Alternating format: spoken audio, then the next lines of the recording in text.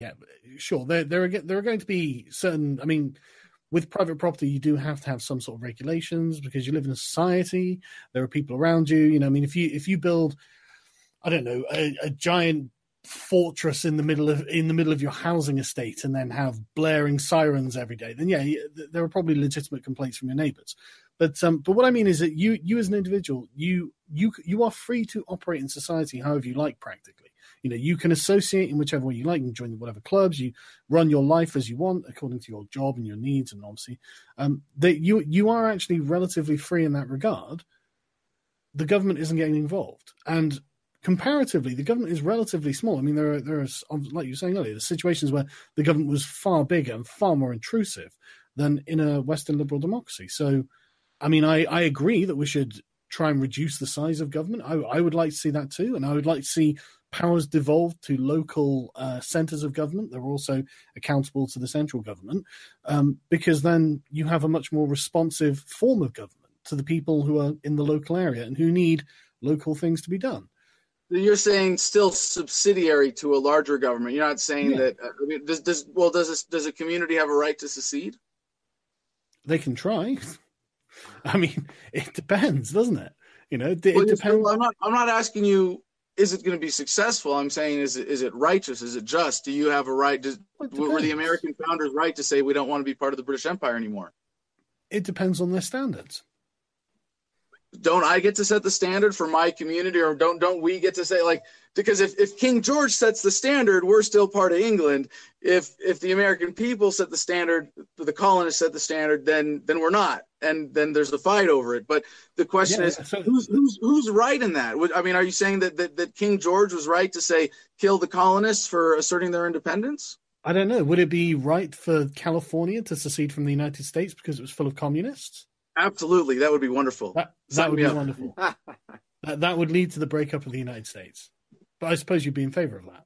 So, well, the political breakup of the United States would be the restoration of freedom for America. Would be America leading the world forward as it once did in the American Revolution, the first revolution. Right. And how do you stop the Chinese from taking over?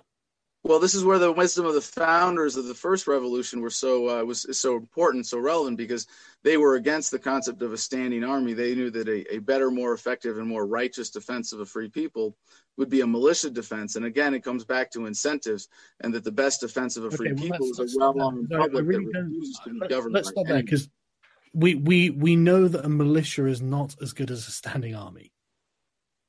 For what purpose? Fighting. The purpose is not to fight. The purpose is to effectively defend an area.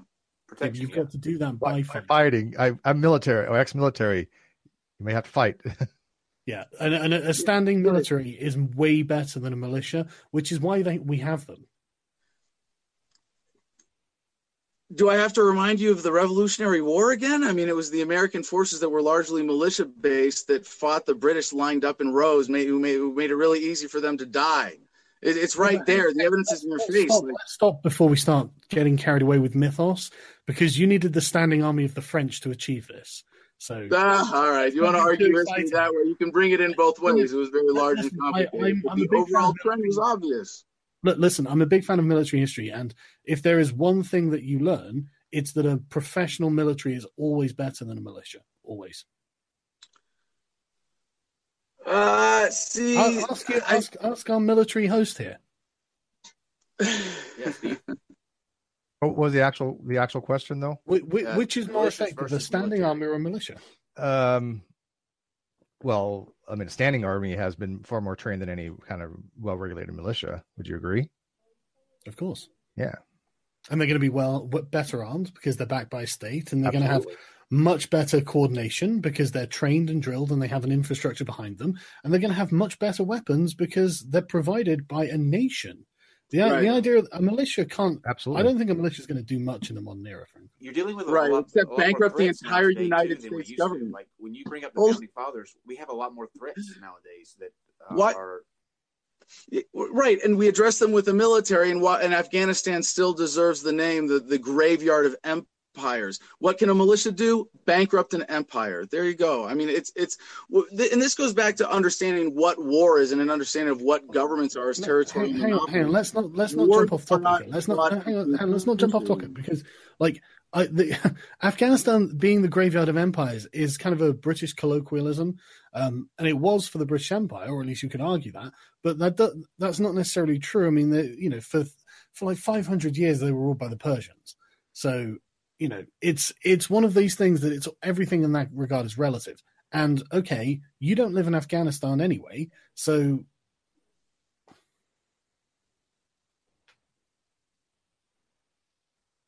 Adam?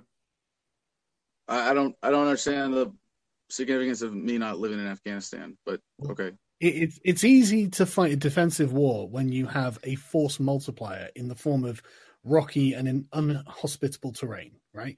But the US is, at least on the eastern side, quite nice and pleasant and welcoming, and would be relatively easy to move across, which is, I'm sure, what the colonists found. So how is a militia going to fight against that? A superior force. You don't have a force multiplier in the form of terrain on your side.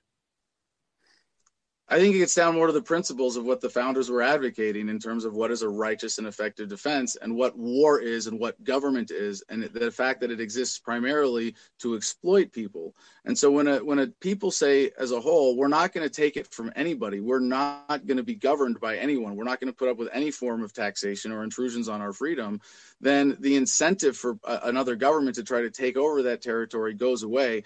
And should they overcome them militarily, they will probably lose more lives in the process, even if the occupied area loses to an invading force in a sort of force on force military sense.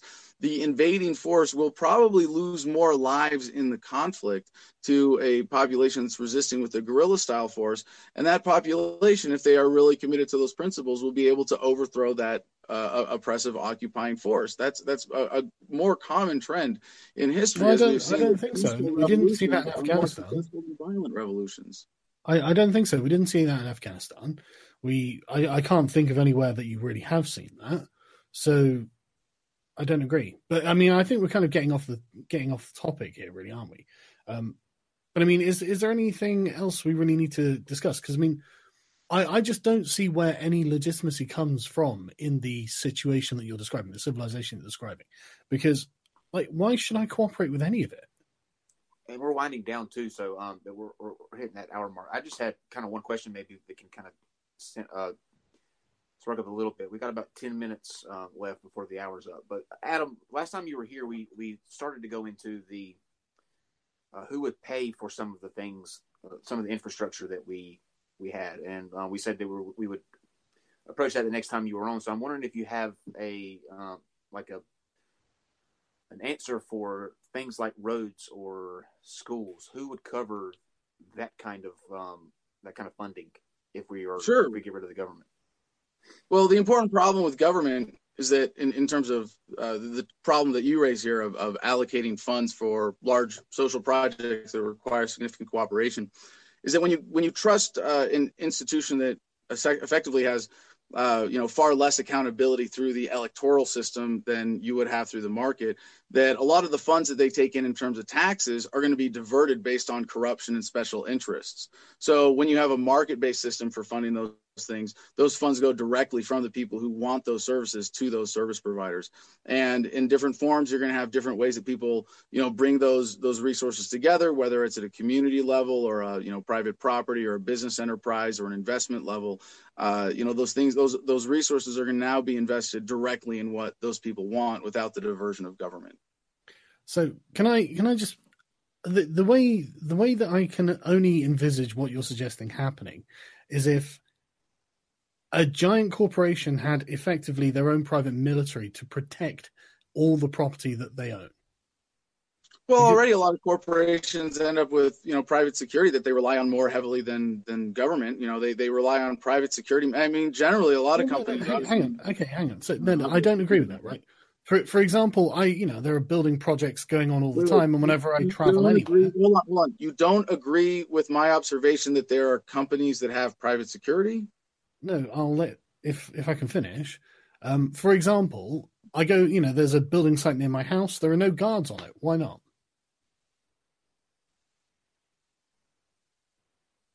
Why aren't there guards on a building site near my house? There are materials just left all over the place. Valuable materials. They're just left all over the place. Yeah, the cost isn't justified.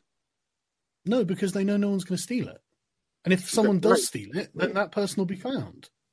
Okay. Because there's an authority to go to with the grievance. Well, it's not because there's an authority. It's because there's an institution there that provides that service. That institution right now is government.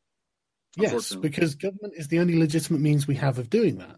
Otherwise, you return to a feudal-style system of existence. There are lots of private mechanisms that are legitimate for doing that. I mean, like go back to the wallet example. You wouldn't say that someone who takes his wallet back from a thief is illegitimate, that his authority on that wallet is illegitimate. No, it's in line with natural law.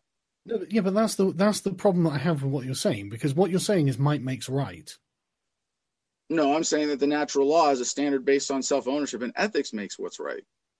Yeah, but you're not advocating for that. You're saying that I can do this because I can. Right. Okay, so here's a way of conceiving it.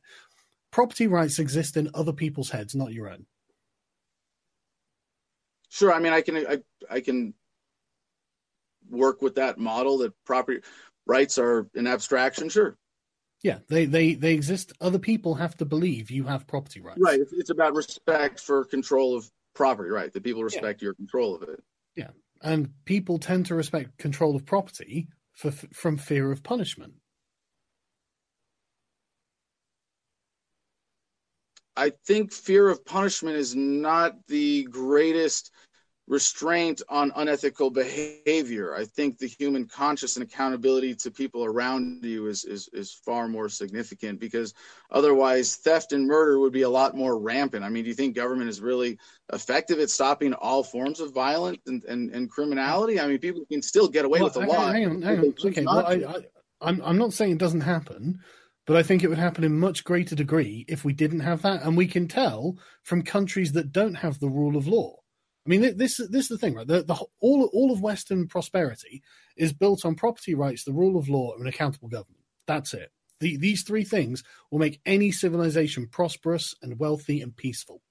And you want to get rid of at least two of those things. Well, hold on a second. So I think we've done it. Like, this has been really intense, and like we've been really focused and like really direct and intellectually focused. This hasn't been. It's been fun in an intellectual sense, but it's been kind of lacking any fun and kind of more lively interaction with Steve and Kyle or the audience. But I think we've done, Carl, a really good job so far of showing our differences. But there's one point of getting towards, a similarity here, or perhaps a more important agreement, as because I compared to a lot of the statists whom I've debated, I have a lot of respect for your level of thoughtfulness. That it's not. There are a lot of easy arguments that I can use to defeat statism, and a lot of other people that I can't use against you, like, oh, you're just doing it because of tradition or because you were told that or whatever. Obviously, yours is much more thought out here.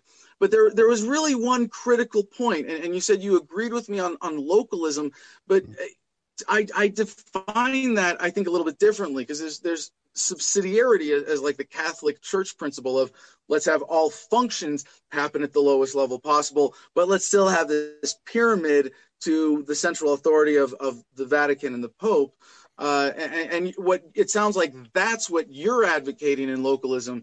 And what I'm advocating in what I call specifically localization is that governments be allowed to themselves splinter off and become localized, that the right of secession be respected. And I correct me if I'm wrong, maybe I interrupted, but I don't think you really answered.